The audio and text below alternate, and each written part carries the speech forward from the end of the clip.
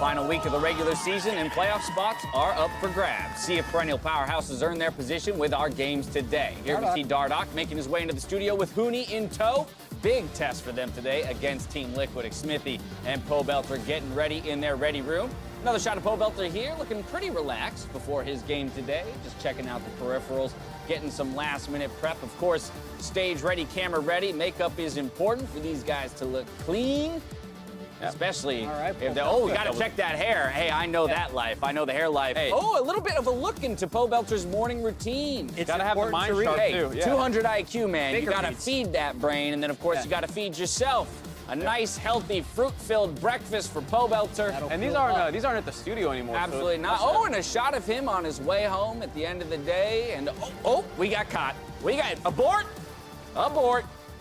I mean, I'm glad we're so thorough. Yeah, you just want to know every single pregame ritual a player could ever have. We've really stepped up our investigative game here on the NALCS. Hello, everyone, and welcome to the NALCS Countdown, where for 30 minutes we teach you how to fold a sheet of paper and go over some of the surprises from the split until the timer reaches 0 and we jump into Champions Select. Time to see what teams have to face today in our schedule, presented by Jersey Mike Subs. First up, Echo Fox hope to secure their position in the top 6 versus Team Liquid.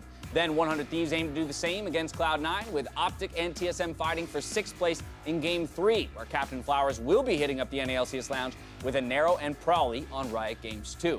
If you're looking for a sub above during our games, visit jerseymikes.com, where using the promo code JMNALCS pairs your meal with in-game content like skins or Hex Tech chess. Now, if we look at how the teams are ranked, plenty can still fluctuate within the teams fighting for a spot in playoffs. Currently, only Team Liquid and 100 Thieves have a place in the postseason, with their positions among the top 6 still in flux, while Cloud9, Echo Fox, FlyQuest, TSM, and Optic all fight for their chance to compete in Oakland with our games today.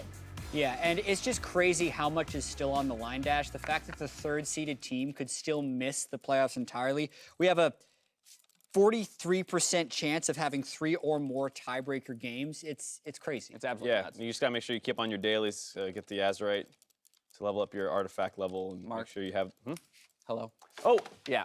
The grind's got to be on pause for about 5 hours. It's tough to turn down. It's about 5 hours, man. That's all I scratch that itch. Really glad to have you on the desk with me, Mark. I'm here to help. Oh, my goodness. His mind is poisoned. Anyway, no. With the potential of tiebreakers looming, we called upon the innovations of our stats team to bring back one of the most beloved end-of-split traditions, the official NALCS Foldy Sheet, TM. But we're stepping it up this split thanks to cutting-edge advances in NALCS technology. We are now bringing you the Foldy Sheet in augmented reality. This is way better than the EU Foldy Sheet, I must say, because it's 8 games worth of folds instead of just 5. It's also 2 stories. All the way to the floor, ladies and gentlemen. A 40-foot Foldy Sheet. That's a very big Foldy Sheet, and you at home can play along with us. Head over to @LOL Esports' Twitter page and download your very own Foldy Sheet. Then, as we move through the schedule, simply fold and fold and fold and fold your sheet to see what scenarios are still left in play. Let's take a look who's winning the NALCS, boys! I mean, they're just folding up constantly. Yeah, but according to this, TSM does not make playoffs. Yeah. And we get a 3-way tie for first in that one. All right, well, that's just one of the many possibilities we have. In the event, though, that the folds show we have 3 or more tiebreakers, we will be adding a tiebreaker show day on Monday to give players and teams the necessary time to prep and battle for their spots in playoffs.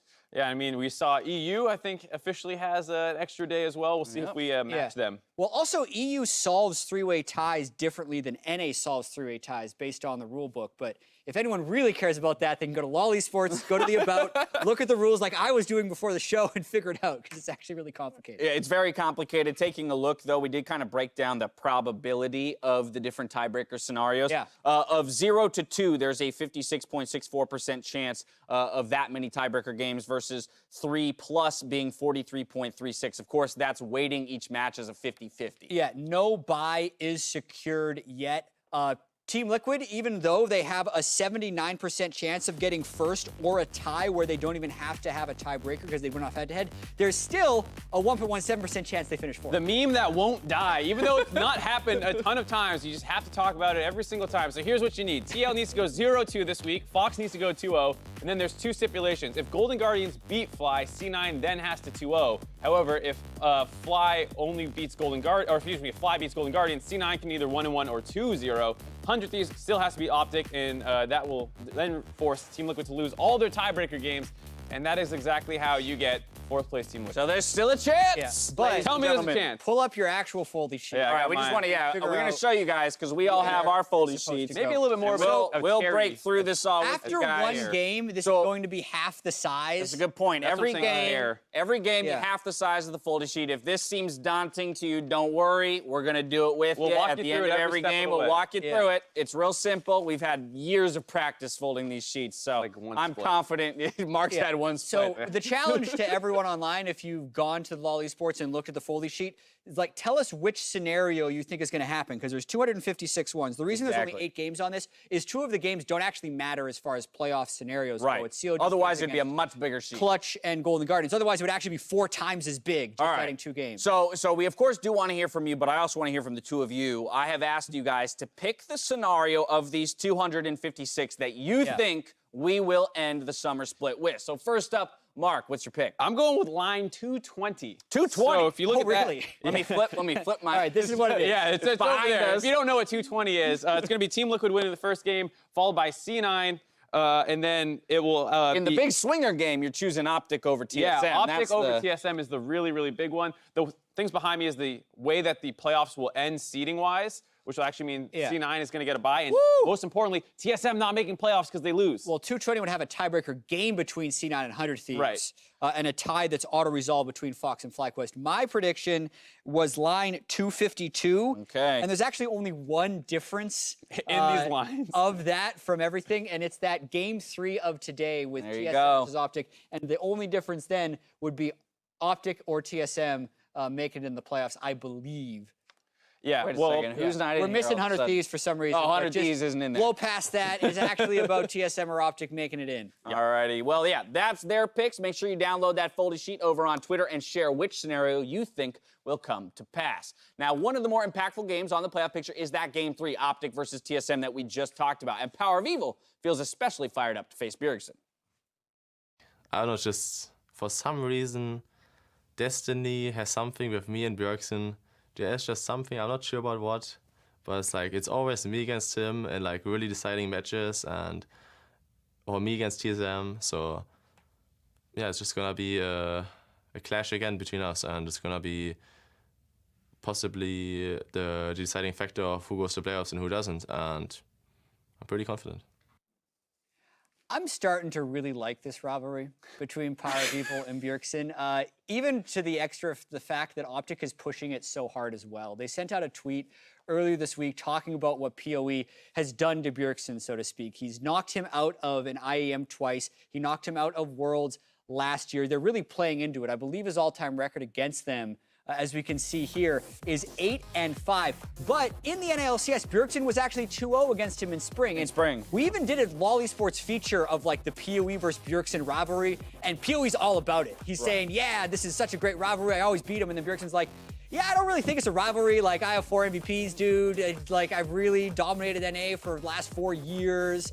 But at the same time, if PoE keeps beating him, he's not going to make this go away. And I actually like it too because it's making Bjergsen battle on 2 fronts because everyone's building this narrative that he just doesn't think is real in a sense where he's like, it's not a big rivalry. And he's talking about that instead of maybe being 100% focused on the game. So maybe a little bit of extra psychological warfare going for the out of game. Absolutely. It's drawing a little focus away from the fact of the big picture, which is just that you're fighting for playoffs here. It's less about this individual matchup in the mid lane, but that can definitely plague a player's mind. Yeah, and I think that's the big part about this is probably the most important game that these guys are going to play maybe the whole year for them because TSM has always made Worlds. If they don't qualify for playoffs here, this will result in a situation where it's almost impossible for TSM to go. And there's only 16 scenarios where Optic will beat TSM, and then TSM will then make playoffs. Yeah, which and that's of the 256. Right, so that's a pretty small number if they lose this game, and that is including the 3- and 4-way ties that they'll have to win. So there's 52 scenarios where if TSM beats Optic, they will make it, and Optic can still make the playoffs. So obviously Optic already having the 1-up in the head-to-head is what gives them those extra scenarios that they're fine in. That's But the key. That's why it's such a slanted matchup for TSM, because if they don't win this single game, their entire year might come to an end. Optic with the recent win over TSM, 1-0 in the head-to-head. That helps a lot. TSM needing to snag this one to even it up. Stakes are set, so now let's take a look at how this matchup might actually play out. Yeah, and I think every time these teams have kind of played against each other in the past, people are thinking that if TSM performs, they'll win. And if TSM makes mistakes, they'll lose. But that completely takes away of what Optic has to say about it, their agency in the matchup, because they're both 8-8 teams, and Optic in many ways has actually had some more impressive wins than TSM, and they win often through picking more unique champions than the rest of the league. They've picked more split pushers for Dokla than any other team has picked split pushers for their top laner. PoE is often on a strong wave clear champion. I think Arrow is also strong on those longer range, more pokey AD carries that can stay from afar. And that's how they beat you. They beat you with map control. They beat you by having Dokla having consistent threat in the long game by playing macro. And you could argue that's actually a good matchup against TSM, who's really been about 5v5 team fighting. Yeah, I think the top lane matchup that you kind of hinted at is kind of the pivot point in this whole game, just because they do a lot of interesting things in the draft on Optic side, where they will leave up the Aatrox, which no one else is doing, and try and counterpick it, and that puts teams in uncomfortable positions. And for the most part, Haunter has been defaulting into Gnar and Cho'Gath and some of his best champions and kind of going back to comfort. And that's the kind of thing that Optic, if they prep well in their draft, can really look to abuse, and you see how different these two guys play. Yeah, you can see Dokla's KDA is very low. That's because he's actually not team fighting often, and you do die when you're setting up these split pushes. But you see the big difference in the turret damage per game. 6.4 thousand damage to turrets per game, almost triple of what Haunter has, who is frequently grouping to team fight on something like Cho'Gath, and even on something like Gnar, which many teams use as a split pusher. Right. TSM has more used as a team fighter. Well, so there you have it. A lot of focus on the top lane matchup for that third game of the day. It comes smack dab in the middle of the day, so I want to get your win conditions, though, regardless. Of course, Jat, you have elected for TSM to win the Scenario game based on your 252. prediction. So you have to give me Optic's win conditions. Of course. So I think what Optic wants to do is they secure strong wave clear in the mid and the bottom lane. They pick a stronger split pushing champion. They have blue side, so they won't always have counter picks. Sometimes that has to be a power pick. And because of that, you then split the map to your top side. You shove top, you move your wards there, you start your jungle on that side, you try and jungle on the other side. It's what a lot of teams do when they're trying to secure a strong split push, and that's what Optic needs to do. All right, and then, of course, inversely, Mark, you elected for TSM to win, or for Optic to win the game, so you have to give me TSM's win conditions. So first, I want a strong 5v5 team comp, maybe 4v4, depending on how much the split push game works out. But there's almost no way that this is a slow game, or fast game. Both these teams are very slow. Excuse me.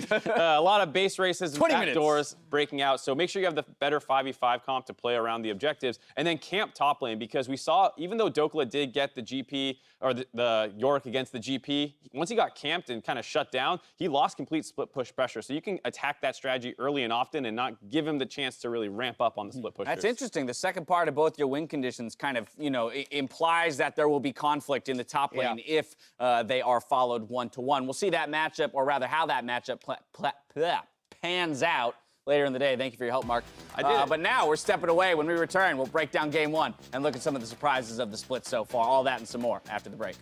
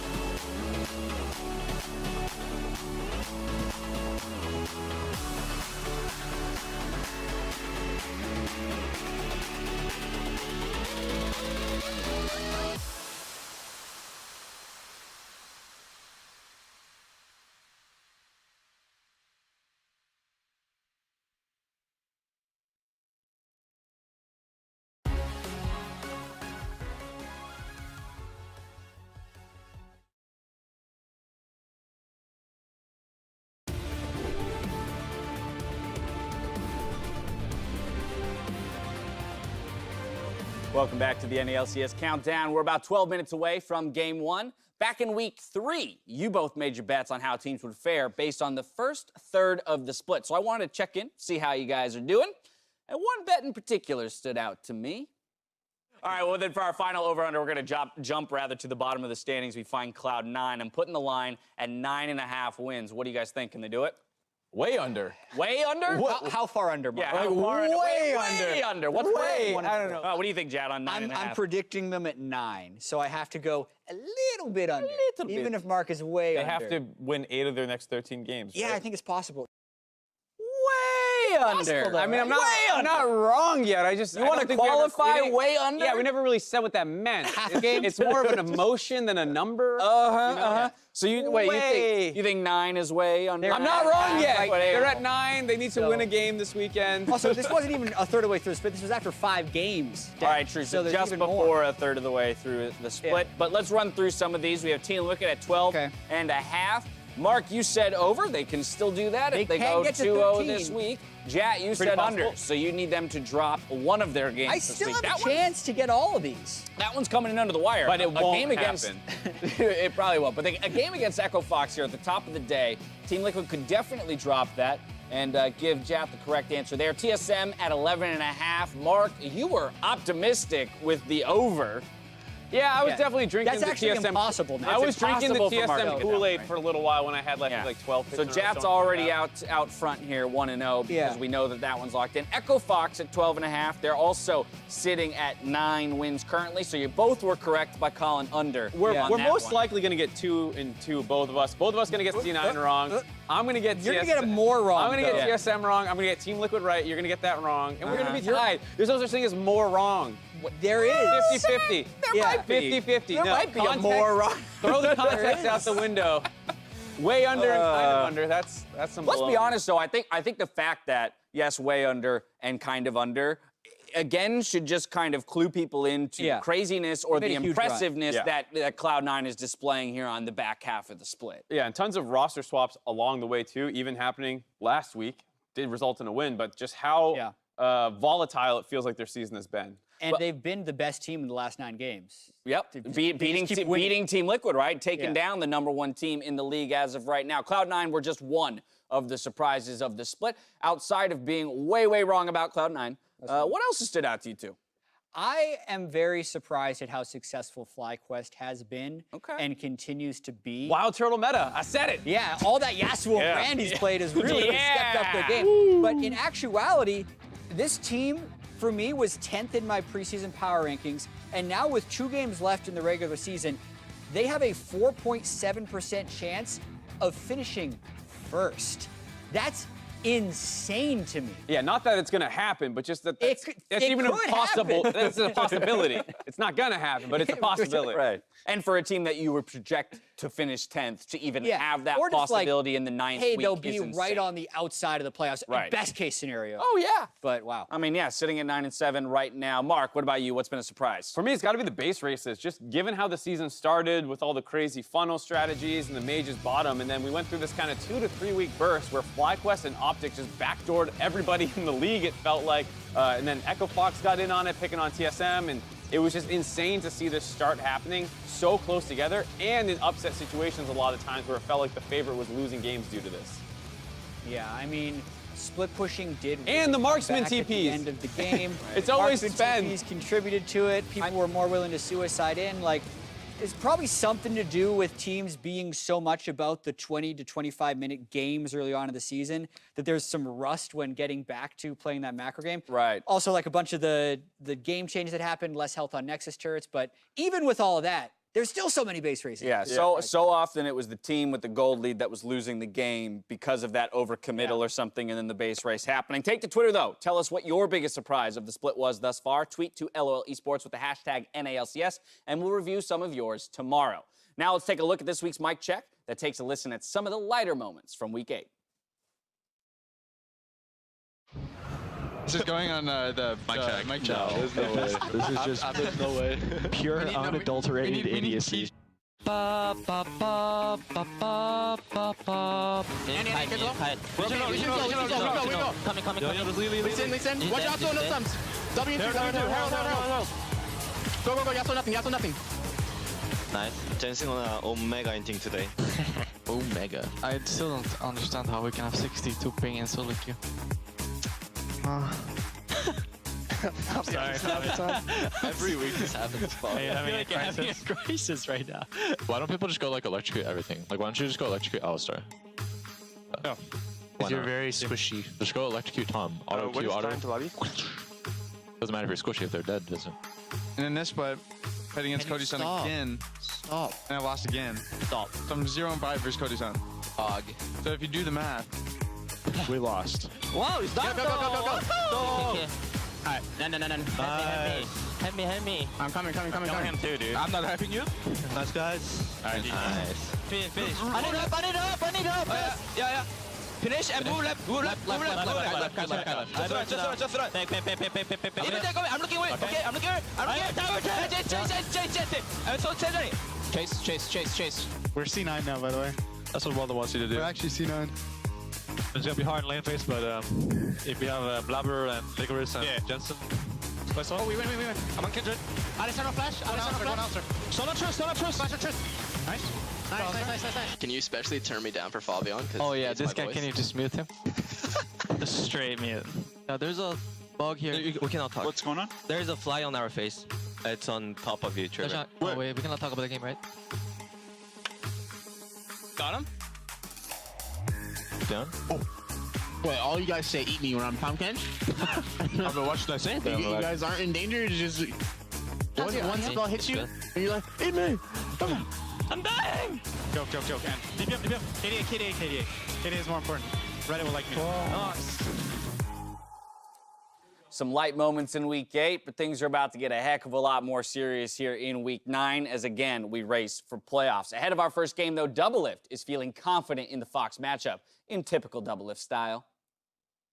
Echofox is just really willing to do random stuff topside. I think Demonte really wants to, he wants to try too hard to prove that he's good, so he just does really stupid stuff all the time. Dardoch also suffers from that. Actually, all 3 of those players suffer from that. I mean, sometimes they look really good, like Huni and Dardoch and Demonte look really, really good at styling on people, and then sometimes they look mega boosted because they're the kind of players that'll just, go for a play because they can and not because it's good.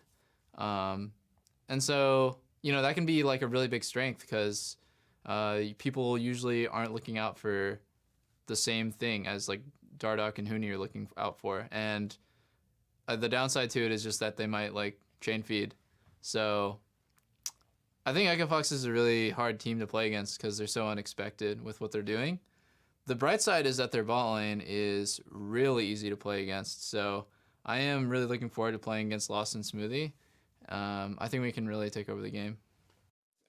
He's got a lot more articulate with his trash talk, but you still see these moments where his eyes go really wide, I'm about to roast somebody. I love it. But it's because it it comes right off a compliment, too. So it's thinking, well, this will land a lot more honestly if I say it this way. Yeah, I mean, he's got to give credit where credit's due and then smack people down and let them know that he's still the best. In that first matchup, though, you've got 2 teams who met in the semifinals last split, both looking to prove they deserve a top spot amid hiccups in week 8. We can't forget those. Yeah, and Echofox has been struggling a little bit ever since the trade. It was their first 0-2 week last week, but in their wins, it's been a little hard fought. They've been 3-3 since the trade, and it still feels like this team has a lot of the same strengths and weaknesses that they've had for basically their inception this year. Yeah, and I do feel like even though they've switched out 3 players, they still live and die by Huni and Dardoch. So many people are saying there's games where Huni has a lot of deaths and they lose, but last week it was really Dardoch. He had the Lee Sin game into a Poppy where he died 5 times, and he had the Aatrox jungle game where he also died 5 times, which was almost double what anyone else on his team had. So when this team is good, it's often because Dardoch is smashing. But he fell behind in all of their games last week, and if they want to move and make this push for playoff bye, it's got to be Dardoch playing well. He's got to turn it on today. Now, Team Liquid, they come into the matchup slightly wounded from their first loss on the back half of the split against Cloud9. Yeah, but they're still considered the favorites, I think, unanimously. And it's a really interesting one because they have improved from spring, definitely, but they're not untouchable in any sense of the word. And they're definitely not the most dominant first-place unanimous team we've ever seen. And that's really why it feels so strange that they're not like the 17-1 Immortals or the TSMs and C9s of old. And last split, they actually surged to get into 4th and then crushed through the playoffs. So they would hope that they are in a better position this split. Obviously, going into the last week, 79% chance to either get first or be tied with a team and get a head-to-head tiebreaker to give them first. So they're most likely getting that playoff bye and most likely being... Is that a foldy sheet? No, that was your shirt. That was your Jada's right shirt. It's still sitting under the desk. We don't ever clean the desk. We're going to pull that back up. After we're done with you want to pull this up? Yeah. All right, here we go. We can use this after all of my week. Well, but I also wrote on it. I don't know if you remember, because Jad was right, but Mark was righter. It's going to have to be flipped around, We'll see about the predictions after that. I've been keeping... I don't know why. We don't clean. We don't clean. Everything just goes under the desk. I picked it accidentally, so we're going to put this back under the desk where it will stay probably for another year until we find another time when I was right. I don't know. All right, well, we've only got 1:30 left, so let me get you guys the win conditions for this first game of the day. Mark, you're going to take Echo Fox. Yeah, copy C9. That looked like a real good game plan where they just go 7-0 in the first 7 minutes. Well, the strategy of getting a lot of aggressive picks around the mid and jungle and hard camping Poe Belter is the strategy I'm going for. It's very tempting to say play to Huni and try and abuse Impact, who sometimes can fall behind in some of the matchups. That usually doesn't result in wins. And what I like about the C9 strategy is you get to contain Doublelift without confronting him. He can go in the bot lane, but if his mid lane gets completely blown open, he can't pressure as hard as he wants because the roams and collapses can come down, and you're not so far away that you're all the way up in the top side. So I actually do like this strategy, if you can execute it, of punishing Poe Belter explicitly. How does TL stay #1? I think a lot of it has to do with shutting down Dardoch. They don't have first pick because they're red side, so you either pick Lee Sin into Kindred or you ban Kindred and try and get a later counter pick. Oftentimes, Echo Fox waits till the second phase to pick their jungler, and you can exploit that. All right, there you have it. Win conditions for Game 1 of the day. With that, we're going to toss it out to the casters to get us into the games. Thank you.